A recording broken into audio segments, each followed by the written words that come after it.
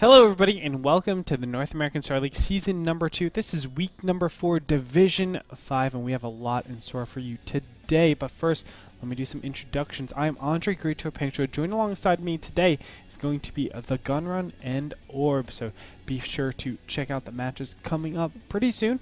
Let me go ahead and talk about the matches then. So let's go right into it. For match number 1, we have QXC versus Damaga. Match number 2, we have Puma versus Tyler. Match number 3, we have Haswaps versus TT1. And last but not least, match number 4, we have TLO versus Moman.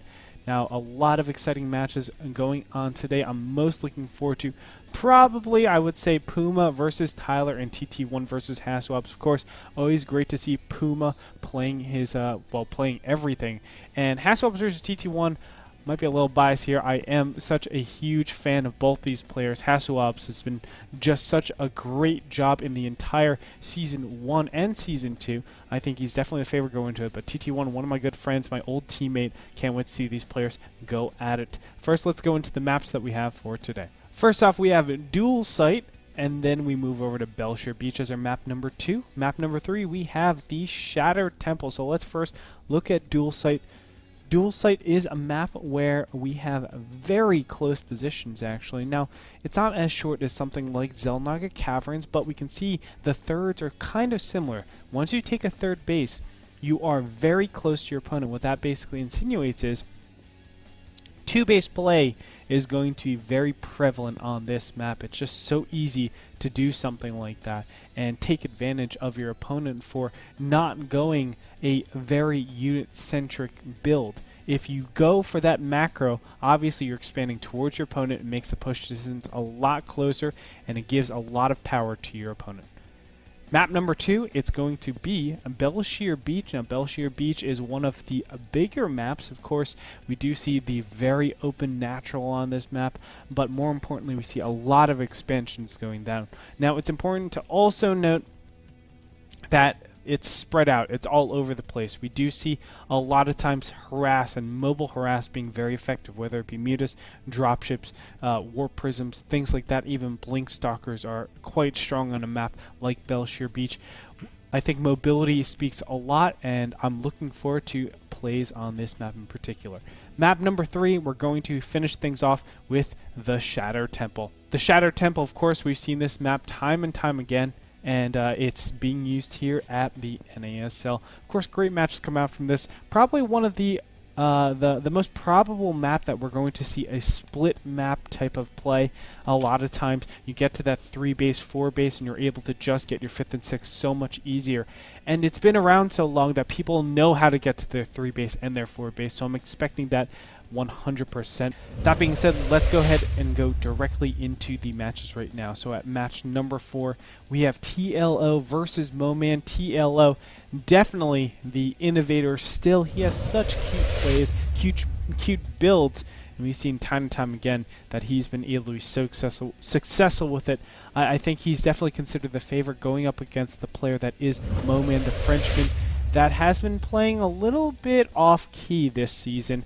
He started out okay, but, since then he's been trailing off quite a bit. He's going to need a lot of work if he wants to be a player like TLO. I feel like TLO is such a fantastic player, has great decision-making. He is definitely the favorite going into this.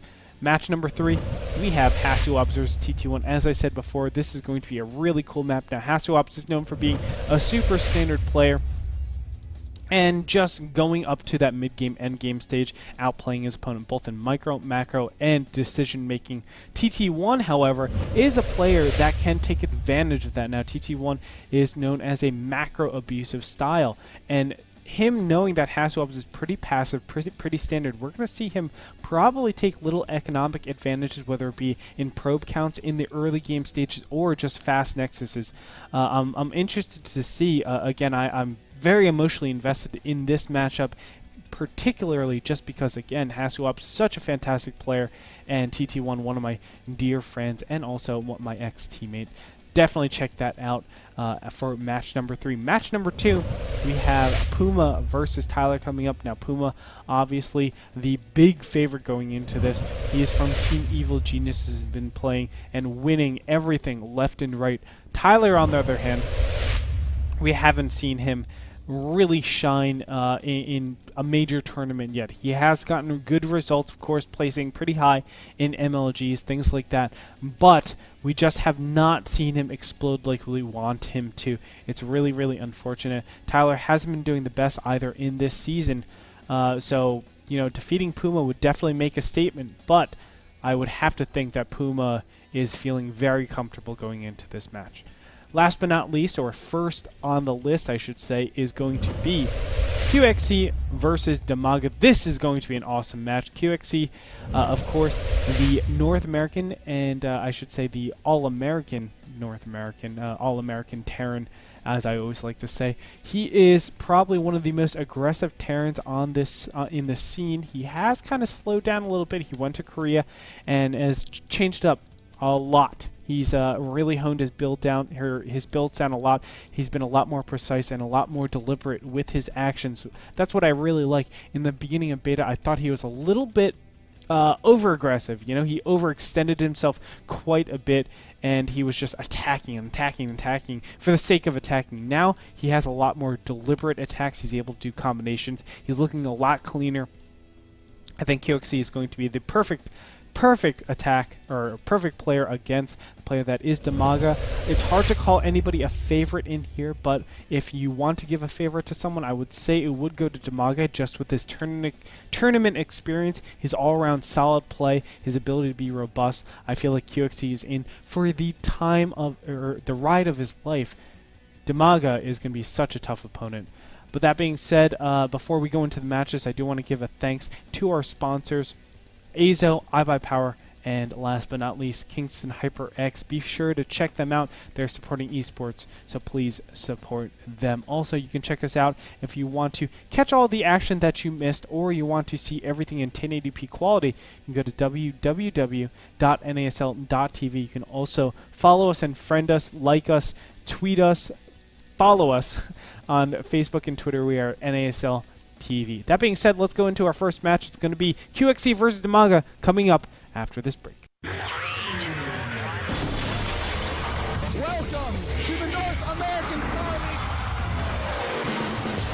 Ladies and gentlemen, it's here.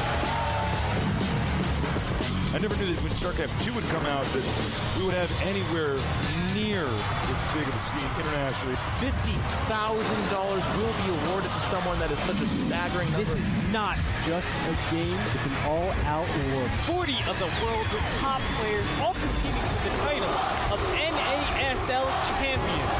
Welcome to season number 2.